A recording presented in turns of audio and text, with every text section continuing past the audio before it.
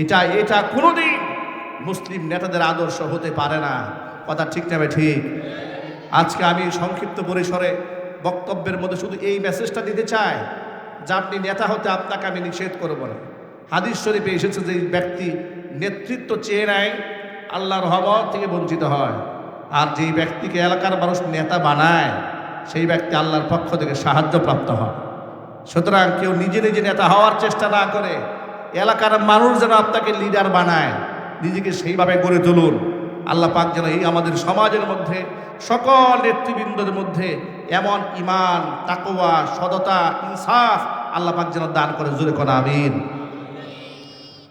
আমি শুধু আমার এই মসনদ থেকে একজন দায়ী হিসেবে, আলেম হিসেবে অত্যন্ত বিনয়ের সাথে একটা আরজি পেশ করবো আপনাদের সামনে। সেটা হচ্ছে অবশ্যই আপনি তাকে সিলেক্ট করবেন, তাকে নির্বাচন করবেন যেই লোকটা নিজে আল্লাহমুখী, যেই লোকটার পরকালের ভয় আছে, যেই লোকটা নিজে নামাজ পড়ে, এই সমাজের মধ্যে নামাজ প্রতিষ্ঠার জন্য কাজ করতে চায়। এমন মানুষ ছাড়া বেনামাজি মানুষের পিছনে আপনি দৌড়াবেন না। ঠিক কিনা বলেন? বেনামাজি নিজেও জাহান্নামে যাবে, ওর পেছনে দৌড়াবে আপনাকে সে জাহান্নামে নিয়ে যাবে।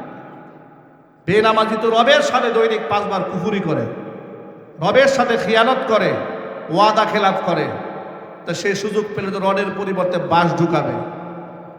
নিজের সন্তানদেরকে বিদেশে পাঠিয়ে দিয়া আপনার সন্তানকে রাজপথে মিছিলে নামায় গুলি খাওয়াবে। ঠিক না ঠিক বলেন? নিজের সন্তান নামাবে না, সেফ এক্সিট নিয়ে নিজে পশ্চিমা আগেই সব ভিসা টিসা সব রেডি করে রাখবে। যত বিপদ, যত আপদ, যত বালা মুসিবত, যত কষ্ট সে আপনারা দেবে। তাহলে আপনি সেই পথে হাঁটেন কেন? আপনি তো সেই পথে হাঁটবেন যে পথে বাঁচলে গাজী, মরলে শহীদ। ঠিক কিনা বলেন? আল্লাহর পথে হাঁটেন, আল্লাহর দ্বীন কায়েমের জন্য সংগ্রাম করেন, নামাজ প্রতিষ্ঠার সংগ্রাম করেন, তাওহীদ প্রতিষ্ঠার সংগ্রাম করেন, মাদ্রাসা মসজিদ এগুলার সহযোগিতায় থাকেন। আল্লাহর দ্বীন জমিনের প্রত্যেকটা ক্ষেত্রে প্রতিষ্ঠিত হোক, সংগ্রাম করেন, দ্বীনি আন্দোলনে সামিল হন। যে আন্দোলনের ভিত্তি হবে পরকালের বিশ্বাস, যে আন্দোলনের ভিত্তি হবে রবের উপর বিশ্বাস, যে আন্দোলনের টার্গেট হবে আল্লাহর দ্বীন, আল্লাহর জমিনে কায়েম করা, আর জীবনের সবচেয়ে বড় প্রাপ্তি হবে শাহাদাতের মৃত্যু। ঠিক না ঠিক বলেন? আপনি হিংসা রাজনীতি করে একে অপরের সাথে খুনাখুনি করে মরে গেলেন, দুনিয়াও শেষ, আপনার আখিরাতটাও শেষ। দুনিয়া আপনি কিছুই পেলেন না, আখিরাতটাও কিছু পাবেন না। এই ব্যাপারে একটা হাদিস বলে আমি বয়ান শেষের দিকে নিয়ে যাচ্ছি। আল্লাহ নবী বলেন, সিনফানি মিন আহলিন নারি লাম আরহুমা, এই দুনিয়াতে কিয়ামতের আগে জাহান্নামের এমন 2টা শ্রেণী মানুষের আবির্ভাব ঘটবে যে সমস্ত ব্যক্তিদেরকে আমি নবীজি আমার জমানায় দেখি নাই। ওরা আসবে কিয়ামতের আগে। এর মধ্যে একটা শ্রেণী হচ্ছে পুরুষ আর একটা শ্রেণী নারী। পুরুষ যারা আসবে, রিজালুম বিআইদিহিম সিয়াতুন কাআদনাবিল বাকার ইয়াদরিবুনা বিহান নাস, গরুর লেজের মতো তাদের হাতে লাঠি থাকবে, তারা মানুষদেরকে প্রহার করবে। মুহাদ্দিসরা বলেছেন এরা হচ্ছে শেষ জামানার জালেম শাসক, যারা অন্যায়ভাবে মানুষদেরকে কষ্ট দেয়। এরকম শাসক পৃথিবীতে বর্তমান জমানায় আছে না নাই? জোর আওয়াজে বলেন আছে না নাই? এর মধ্যে সবচেয়ে নিকৃষ্ট শাসকের নাম হচ্ছে ডোনাল্ড ট্রাম্প। ঠিক তবে ঠিক? নিকৃষ্ট শাসকের মধ্যে অন্যতম শাসক হচ্ছে নেতানিয়াহু। নিকৃষ্ট শাসকের মধ্যে অন্যতম শাসকের নাম খুনি স্বৈরাচারী শেখ হাসিনা। কথা বলেন কেন? মায়া হয় নাকি আপার জন্য আপনাদের?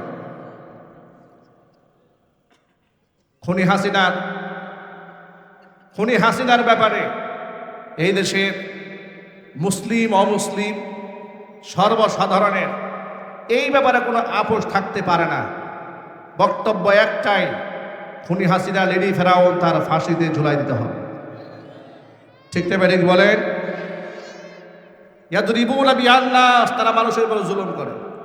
মুহাদ্দিসরা আরেকটা ব্যাখ্যায় লিখেছেন যে রিজালুম বিআইদিহিম সিয়াতুন কাআদনাবিল বাকার ইয়াদরিবুনা বিহান নাস, এটা হচ্ছে সরকারের প্রশাসনিক দায়িত্বশীল ওই সমস্ত ব্যক্তিরা যারা মানুষকে কষ্ট দেয়।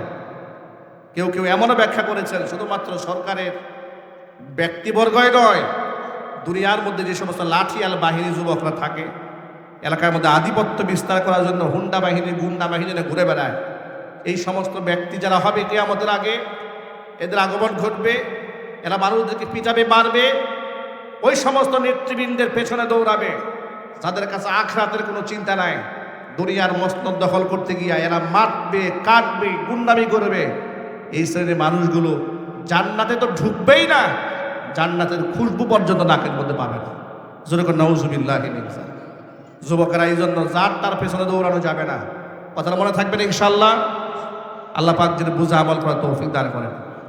দ্বিতীয় আরেকটা শ্রেণী আসবে, হুজুর বলেন নিসাউন কাসিয়াতুন আরিয়াতুন মুমিলাতুন মাইলাতুন রুউসুহুন্না কাআসনিমাতিল বুখতিল মাইলা। এমন কিছু মহিলাদের আবির্ভাব ঘটবে দুনিয়াতে, পোশাক পরেও তারা উলঙ্গ থেকে যাবে। পোশাক পরে উলঙ্গ থাকার ব্যাখ্যাটা কি? মুহাদ্দিসরা দুইটা ব্যাখ্যা দিয়েছেন। এর মধ্যে একটা ব্যাখ্যা হচ্ছে এমন পাতলা পোশাক তারা পরবে, ভিতরের অঙ্গ প্রত্যঙ্গ বাহির থেকে ফুটে উঠবে। আরেকটা ব্যাখ্যা হচ্ছে পাতলা পরবে না, পরবে ভারী পোশাক, কিন্তু দেহের সাথে এতটা আটসাট থাকবে, ফিট, একদম ফিটিং পোশাক পরবে, শরীরের অঙ্গ প্রত্যঙ্গের ভাঁজ বাহির থেকে প্রদর্শিত হবে। এই পোশাক পরা যে কথা, উলঙ্গ থাকা একই কথা। রাসূল বলেছেন নিসাউন কাসিয়াতুন আরিয়াতুন মুমিলাতুন মাইলাতুন। এরা পরপুরুষকে নিজের উপর আকৃষ্ট করবে, আবার পরপুরুষের দিকে সে নিজের ঝুঁকে যাবে। জোরে বলেন নাউজুবিল্লাহ। রুউসুহুন্না কাআসনিমাতিল বুখতিল মাইলা। উটের কুজের মতো এদের মাথার চুলটা পাম্পিং করে উঁচা করা থাকবে। এই সমস্ত নারী কিয়ামতের আগে এরা আসবে। লা ইয়াদখুলনাল জান্নাহ, এরা জান্নাতে প্রবেশ করবে না। ওয়ালা ইয়াজিদনা রিহাহা, জান্নাতের খুশবু এরা নাকের মধ্যে পাবে না।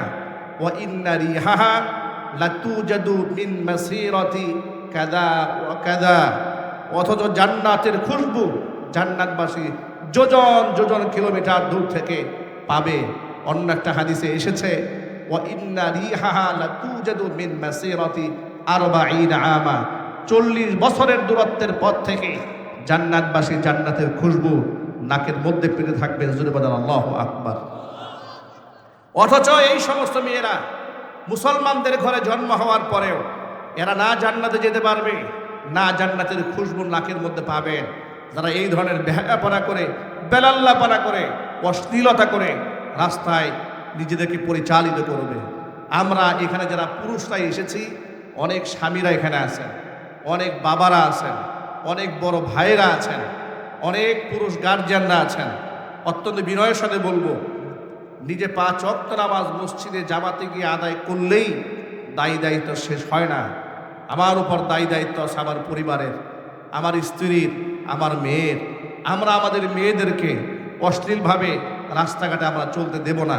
বলেন ইনশাআল্লাহ। বেহায়াপনা করে, বেলাল্লাপনা করে, কোনো প্রকারের হিজাব নিকাব ছাড়া আমরা রাস্তায় বের হতে দেব না। বলেন ইনশাআল্লাহ। তাদেরকে আমরা শিশুকাল থেকে গড়ে তুলব। নবী করিম সাল্লাল্লাহু আলাইহি সাল্লাম বলেছেন সালাসাতুন ক্বাদ হাররামাল্লাহু আলাইহিমুল জান্নাহ।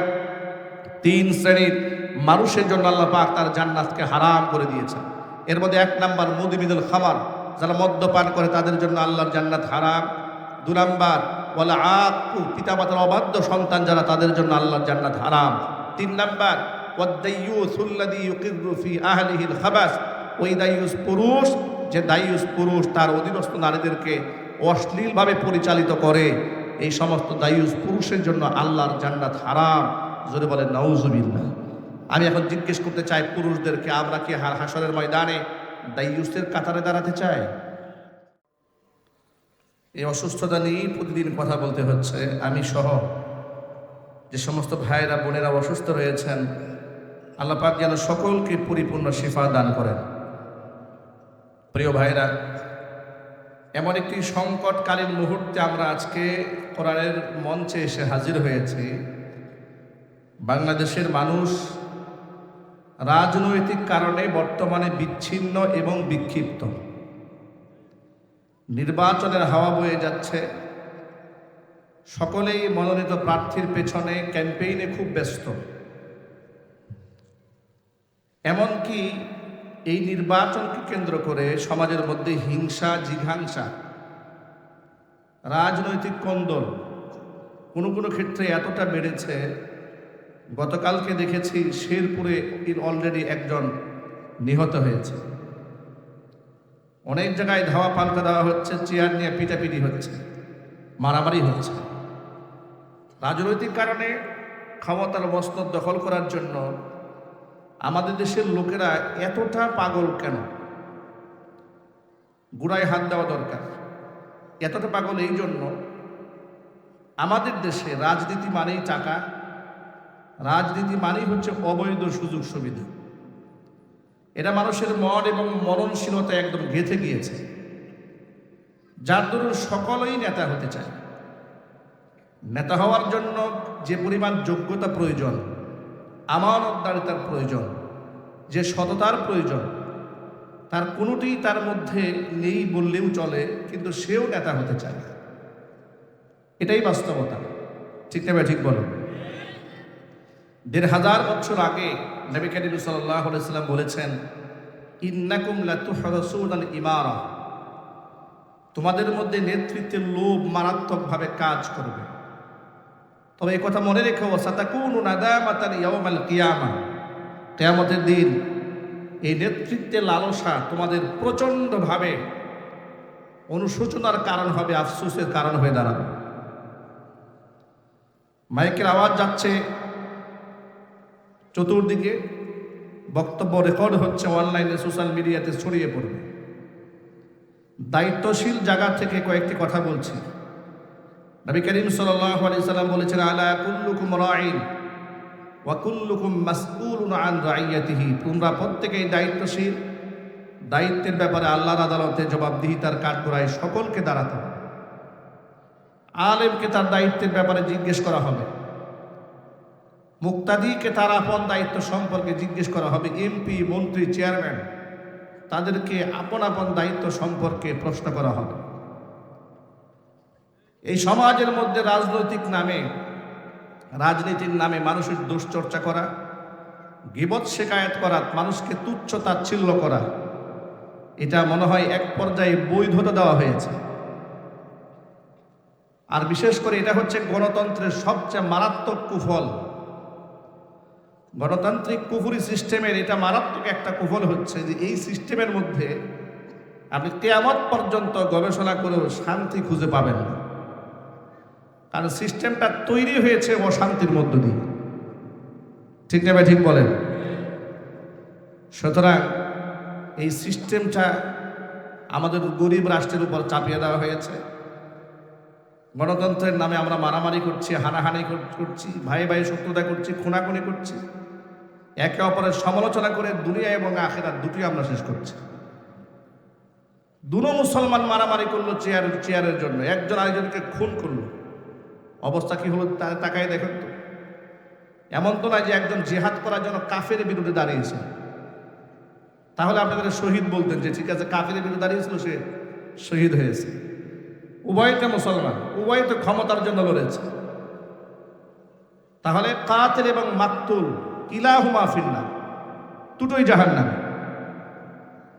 যে খুন করে, যাকে খুন করা হয়, দুটোই জাহান্নামে হয়, কারণ তারা আল্লাহর জন্য জীবন দেয়নি।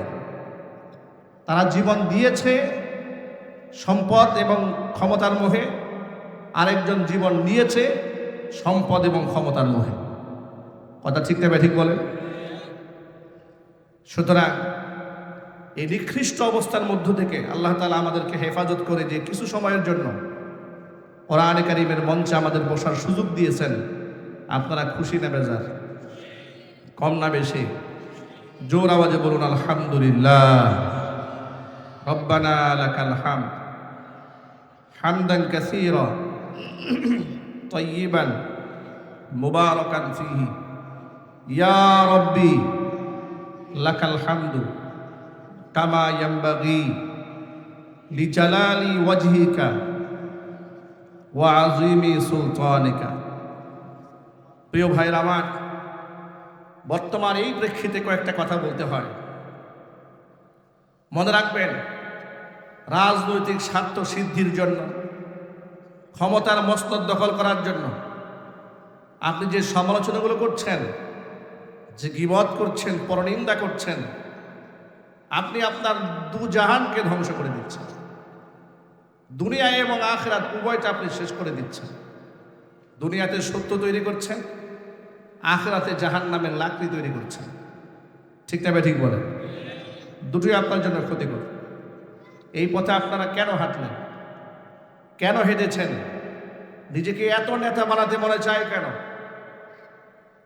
সাহাবায়ে কেরাম কখনো নেতৃত্ব চেয়ে নিতেন না, নেতৃত্বকে ভয় পেতেন। ওমরে ফারুক রাদিয়াল্লাহু তাআলা আনহু অর্ধ জাহানের শাসক, খুতবা দেওয়ার সময় সাঈদ ইবনে আমির আল জুমাহি রাদিয়াল্লাহু তাআলা আনহু মসজিদে নববীতে উঠে দাঁড়ালেন।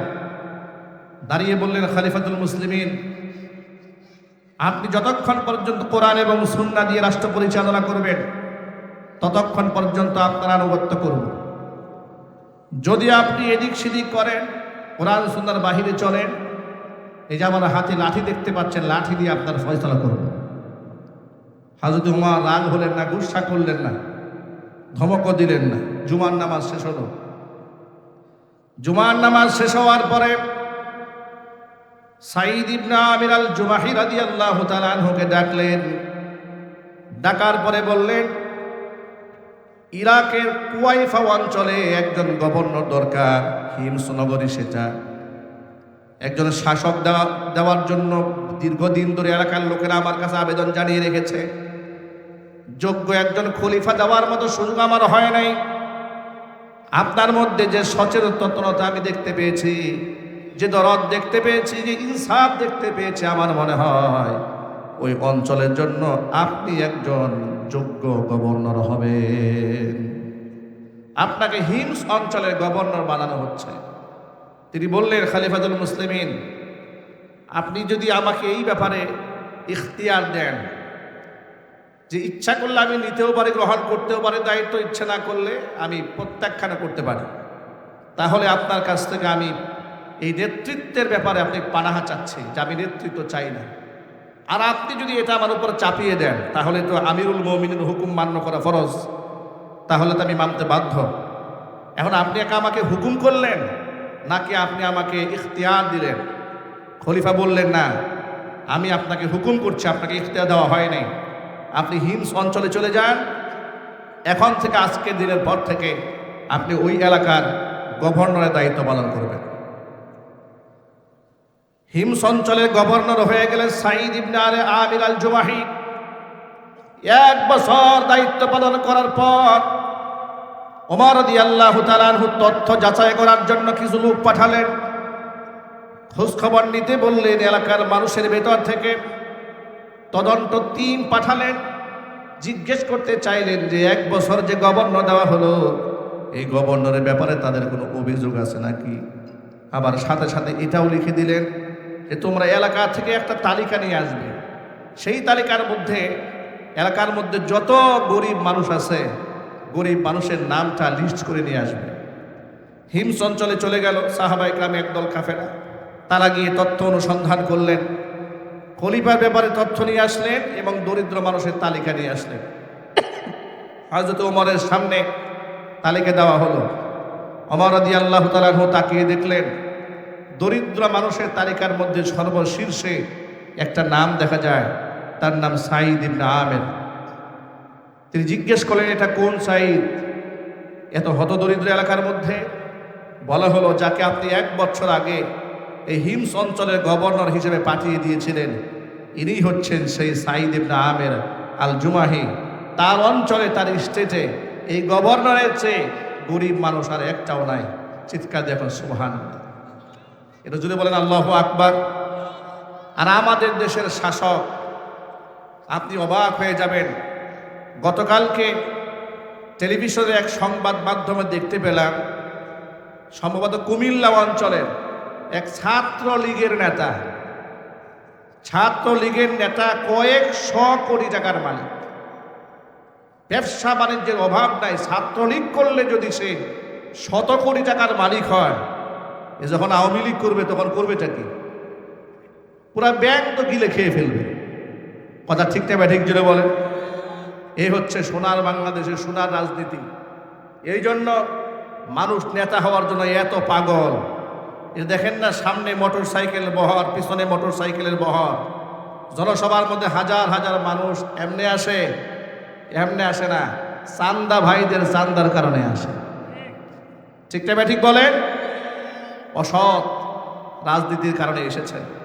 এই দেশটা তো সোনার দেশ, সোনার দেশ হয়ে যেত যদি আমাদের মধ্যে ঈমান থাকতো, তাকওয়া থাকতো, আল্লাহর ভয় যদি থাকতো। ভাইরা আমার, মূল কথায় ফিরে আসি। সাঈদ ইবনে আমির আল জুমাহি 1 বছর খেলাফতের দায়িত্ব পালন করার পরেও তিনি এলাকার মধ্যে সবচেয়ে গরিব মানুষ। এই জন্য ওমর রাদিয়াল্লাহু তাআলা আনহু রাষ্ট্রের খাজানা থেকে, বাইতুল মাল থেকে 1000 স্বর্ণমুদ্রার একটা থলে হাদিয়া হিমসের গভর্নর সাঈদ ইবনে আমির আল জুমাহির বাড়িতে পাঠালেন। সাঈদ ইবনে আমির আল জুমাহি হযরত উমরের চিঠি পেলেন আর হাদিয়ার 1000 টাকা পেলেন, স্বর্ণমুদ্রা পেলেন। চিঠি পেয়ে, উমরের চিঠি পেয়ে তিনি এমনভাবে কান্না শুরু করলেন। এই কান্না দেখে সাঈদ ইবনে আমির আল জুমাহির স্ত্রী জিজ্ঞেস করলেন, আপনি কান্না করছেন কেন? খলিফার চিঠি পাওয়ার পরে খলিফা কি হযরত উমর মারা গেছেন নাকি? সাঈদ ইবনে আমির আল জুমাহি তিনি বলছেন, এর চেয়েও বড় দুঃসংবাদ আছে। একথা শুনে স্ত্রী তো আরো হতবাক হয়ে গেলেন। খলিফা মারা গেছেন নাকি? তিনি বললেন, এর থেকেও বড় দুঃসংবাদ, সাহাবায়ে কেরামের কোনো কাফেলা জিহাদে গিয়ে শহীদ শাহাদাত বরণ করেছেন? বলে না, তার থেকে বড় দুঃসংবাদ আছে। জিজ্ঞেস করলেন, দুঃসংবাদটা কি? এবার স্ত্রীকে ডেকে তিনি বললেন, দুঃসংবাদটা হচ্ছে, আমার তো মনে হয় আমি আল্লাহর জন্য জীবনে যত কোরবানি করেছি, আল্লাহ পাক দুনিয়াতে সমস্ত নাজ নিয়ামত দিয়ে আমার সমস্ত বদলাগুলো দিয়ে দিচ্ছেন। তিনি বললেন, কেন, কি হয়েছে শুনি? তিনি বললেন, হযরত ওমর আমার জন্য বাইতুল মাল থেকে 1000 স্বর্ণমুদ্রা পাঠিয়েছে। সুবহানাল্লাহ। স্ত্রী বললেন, এখানে কান্না করার কি আছে? তো খুশি হওয়ার ব্যাপার। আমরা খেতে পারি না, আমাদের গায়ে পোশাক নাই, পেটে খাবার নাই, খলিফা পাঠিয়েছে 1000 স্বর্ণমুদ্রা, এটা তো আমরা জোর করেও আনি নাই। তিনি আমাদেরকে উপহার পাঠিয়েছে রাষ্ট্রের পক্ষ থেকে, এটা তো আমাদের জন্য গ্রহণ করা উচিত। তিনি বললেন, আমি অর্ধাহারে থেকেছি, অনাহারে থেকেছি, কষ্ট করেছি, আমি যে সবর করলাম, ধৈর্য ধারণ করলাম, সব করেছি পরকালে আল্লাহর কাছ থেকে বিনিময় পাওয়ার আশা। কিন্তু এই যে 1000 স্বর্ণমুদ্রা আমি পেয়ে গেলাম, আমার তো ভয় হচ্ছে আমি আল্লাহর জন্য যা করেছি, না জানি আল্লাহ সেই নিয়ামতের সমস্ত প্রতিদান, আমার কর্মের সমস্ত ভালো আমলের প্রতিদান মনে হয় আল্লাহ দুনিয়ায় দিয়ে দিচ্ছেন, আখিরাতে আল্লাহ কিছু দেবে না, আমার বড় ভয় হচ্ছে। কি কান্না করতেছে, সুবহানাল্লাহ পড়ে। ভাবা যায়, নাই মাত্র কিছুই নাই, পেয়েছেন 1000 টাকা হাদিয়া, সেটা নিয়ে কান্না করে বলছেন, মনে হয় আমার আল্লাহ আমার আমলের বিনিময়ে সব দিয়ে দিচ্ছেন, কান্না করতেছে। এরপরে তিনি কি বললেন, আরো বিস্ময়কর কথা শোনেন। স্ত্রীকে ডেকে বললেন, স্ত্রী শোনেন, তুমি কি চাও না আমি এই টাকা দিয়ে একটু ব্যবসা করি? তিনি বললেন, নিশ্চয়ই আমি চাই, আপনি ব্যবসা করে অনেক লাভবান হন। তিনি বললেন, তাহলে এক কাজ করো, আমি কি সেই জায়গায় ব্যবসা করব যেখানে লাভ হওয়ার সম্ভাবনা আছে, আবার লসও হতে পারে? এটা তো রিস্কি। এর চেয়ে কি ভালো হয় না আমি এমন জায়গায় ব্যবসা করি যেখানে ব্যবসার মধ্যে আমি ইনভেস্ট করলে আমার লস হওয়ার কোনো আশঙ্কাই নাই? স্ত্রী বলে, তো এটাই তো ভালো খাত, আপনি সেখানে ব্যবসা করেন যেখানে লস হওয়ার কোনো সম্ভাবনা নাই। তিনি বললেন, তাহলে এক কাজ করো, এই 1000 স্বর্ণমুদ্রা 1000 প্যাকেট করে 1000 গরিবদের মধ্যে বিলি করে দাও। সুবহানাল্লাহ বলতে পারেন না আপনারা? যে আমি এমন জায়গায় ব্যবসা করতে চাই যে ব্যবসার মধ্যে আমার লস হওয়ার কোনো সম্ভাবনা নাই, কোনো সুযোগই নাই।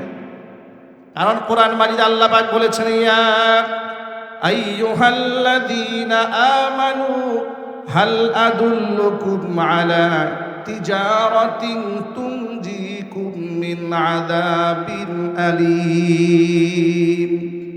ও ঈমানদারেরা, আমি কি তোমাদের কি এমন একটা ব্যবসা বলে দেব না, পথ বলে দেব না?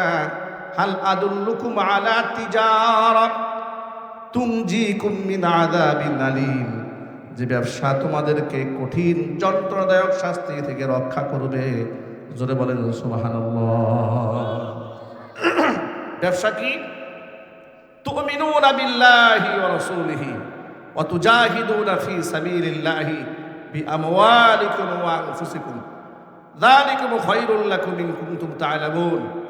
আল্লাহ পাক বলছেন, ঈমান আনবে আমি আল্লাহর উপরে, ঈমান আনবে আমার রাসূলের উপরে, এরপরে জিহাদ করবে জান এবং মাল দিয়ে আমি আল্লাহর পথে।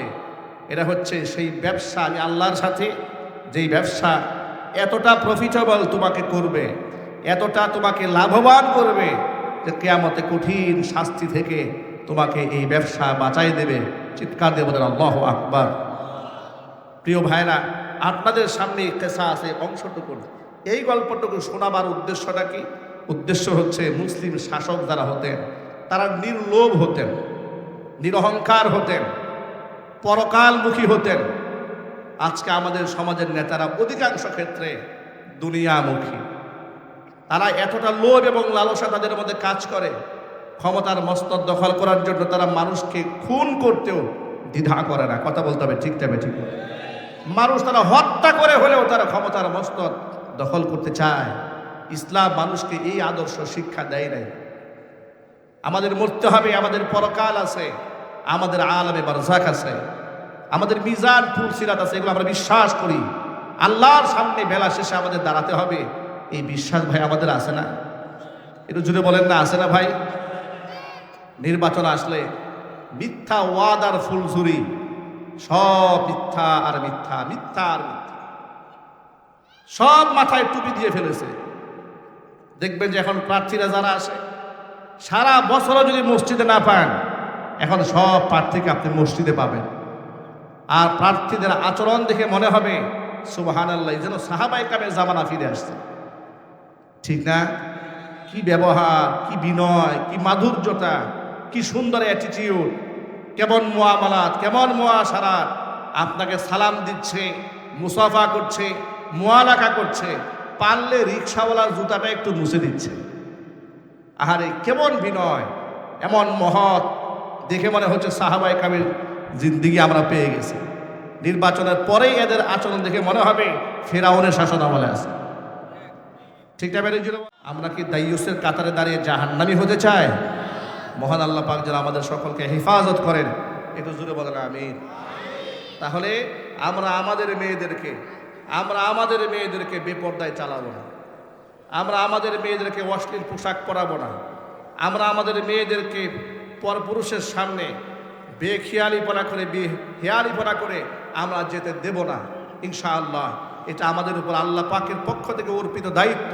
এই দায়িত্ব অবহেলা করলে অবশ্য আল্লাহর আদালতে আমাদেরকে আসামি হতে হবে। মহান আল্লাহ রাব্বুল আলামিন যেন আমাদের সকলকে সঠিকভাবে দায়িত্ব পালন করার তৌফিক দান করেন।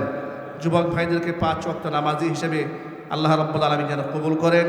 অত্র এলাকার সমস্ত মুর্দিকানদেরকে আল্লাহ তাআলা ক্ষমা করে দেন। সকলে বলেন আমিন।